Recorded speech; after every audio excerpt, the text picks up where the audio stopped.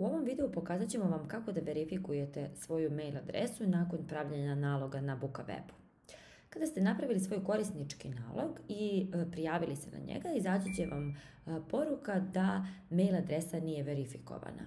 Ono što je potrebno jeste da posjetite svoj Gmail nalog koji ste ostavili prilikom pravljenja naloga na Bukawebu i proverite pre svega da li vam je verifikaciona poruka stigla u inbox, a ukoliko u inboxu ne pronalazite poruku, potrebno je da otvorite polje spam, odnosno nepoželjnu poštu i da tu pokušate da pronađete poruku za verifikaciju.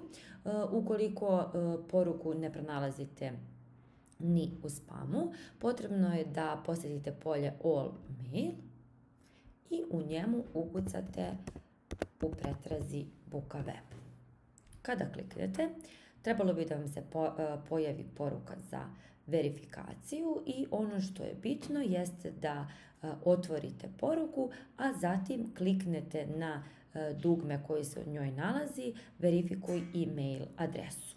Klikom na dugme bit ćete vraćeni na svoj korisnički nalog i sa njega će biti uklonjena poruka da je potrebno verifikovati mail adresu, idite u podešavanje naloga i proverite da li je poruka nestala. Nakon toga mail adresa je verifikovana i možete krenuti u dalje uređenje profila.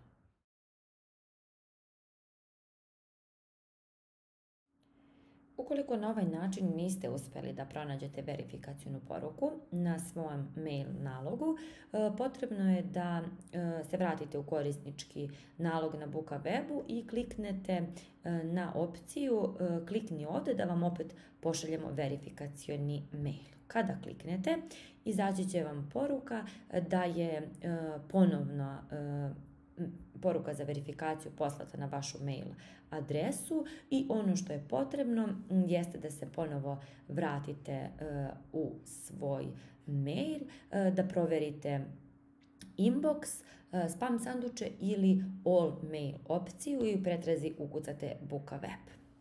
Ukoliko verifikacionu poruku i sada niste pronašli, potrebno je da nas pozovete i mi ćemo iz sistema verifikovati vašu mail adresu.